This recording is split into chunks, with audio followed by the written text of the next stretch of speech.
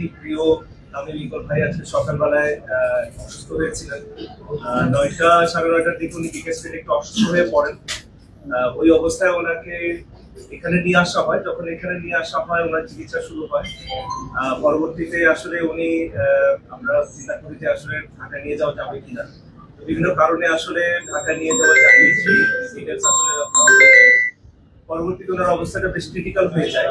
Critical কন্ডিশনে আমাদের কাছে আবার আসেন এবং ওনার ওই ক্রিটিক্যাল কন্ডিশন থেকে যতগুলো চিকিৎসা প্রয়োজন সবকিছু করা হয়েছে এবং আল্লাহর রহমতে যে কন্ডিশনটা আসলে অনুকূলে আছে। ওনাকে একটা আমরা বলি যে ওনার একটা হার্ট অ্যাটাক হয়েছে। এইটার জন্য একটা এনজিওপ্লাস্টি এবং একটা স্টেন্ট করা হয়েছে। আল্লাহর রহমতে স্টেন্টিংটা খুব স্মুথলি এন্ড এফিশিয়েন্টলি হয়েছে। আমাদের কার্ডিওলজিস্ট ডক্টর মারুফ ওনার এই স্টেন্টিং করেছেন এবং ভেরি এফিশিয়েন্টলি ওনার এই ব্লকটা চলে গেছে।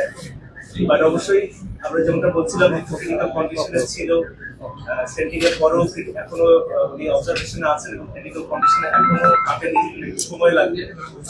আর আমরা সবাই ওনার জন্য প্রাণপণ চেষ্টা করছি এবং আপনারা সবাই দোয়া করবেন আমাদের প্রিয় প্রাণপণ ভাই যেন আমার সুস্থ ফিরে আসে।